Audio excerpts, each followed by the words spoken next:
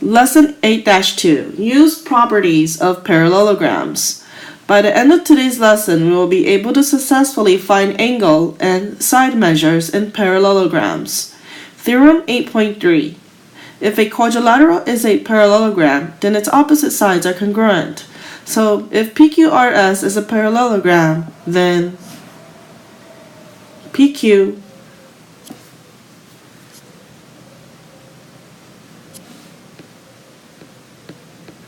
is congruent to RS, and QR is congruent to SP.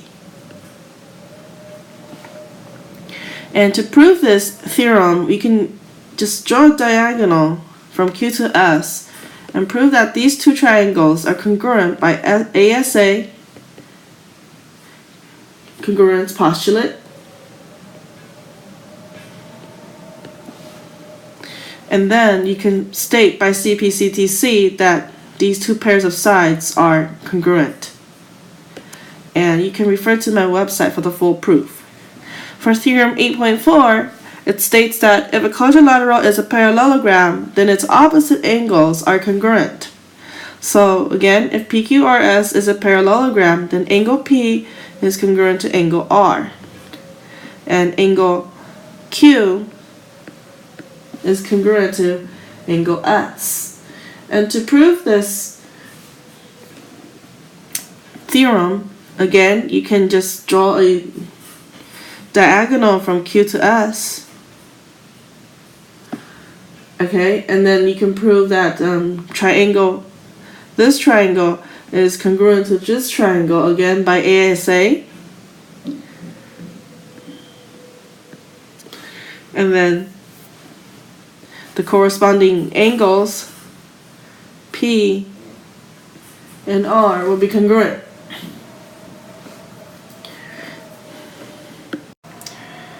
And you can also do the same thing for angle Q and S by drawing another diagonal and prove that this triangle is congruent to this triangle.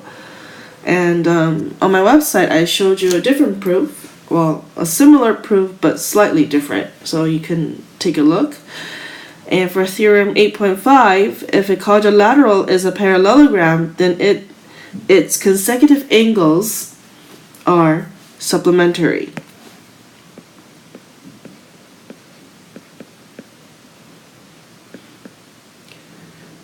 So if PQRS is a parallelogram, then x degrees plus y degrees is equal to 180 degrees. And again, you can prove this by the consecutive angles, the consecutive interior angles theorem. And again, please refer to my website for the full proof. And now let's apply the theorems. In example 1, find the values of each variable. So part A, I see that I have a y here, and the opposite angle is 68 degrees. So by theorem 8.4, y will be 68 degrees. And then by theorem 8.3, I can set the side x plus 6 equal to 13, and then x would equal to 7. And these symbols here tell me that this is a parallelogram. Okay, and then the next one, I could first solve for x by setting 2x minus 3 equal to 37, and add 3 to both sides. So this will give you 40 to the right hand side. So x would equal to 20. And then angle y here, or angle n, because they're opposite angles, so I know y will equal to 123 degrees. And then z by theorem 8.5, since angle L and angle K are consecutive interior angles, then I can do z equals 180 degrees minus 123, and that would be 57 degrees. Okay, example 2 has a picture of a gate that contains several parallelograms. So it says find angle ADC when measure angle DAB is 65 degrees. Since this is a parallelogram, I can use theorem 8.5 and say that these two angles are consecutive interior angles. So I can go ahead and take 180 degrees and subtract 65 degrees to get 115 degrees. And this would equal my measure angle ADC.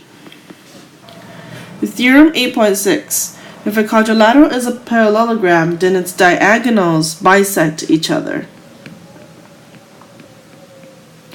So segment QM in this picture here will be congruent to segment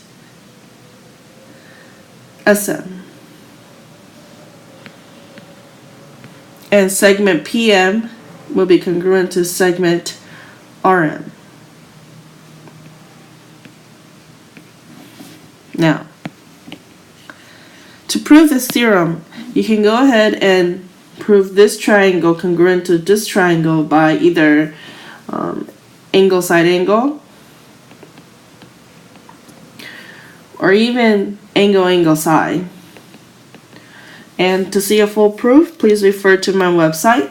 And once you prove that these two triangles congruent, then you can say that QM is congruent to SM and PM is congruent to RM by CP/CTC. And since these two pairs of segments are congruent to each other, then they must bisect each other by the definition of segment bisectors. In example 3, part A, the diagonals of the parallelogram STUV intersect at point W, and we want to find the coordinates of point W. So we know that SW is congruent to UW, and we know TW is congruent to VW, but I think by knowing this piece of information, we could use the midpoint formula. But first we need to identify the coordinates here.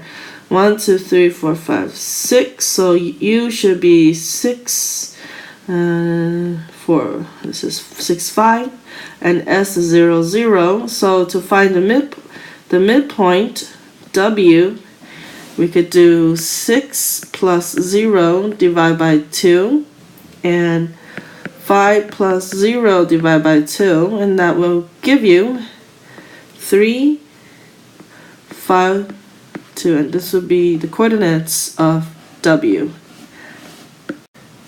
And part B, let's do another practice where we have to find the coordinate of Z. And so let's look at what the coordinates of W is. So that's 2, 6, and Y is 5, 0. Again, I know my diagonals bisect each other, so I can use a midpoint formula.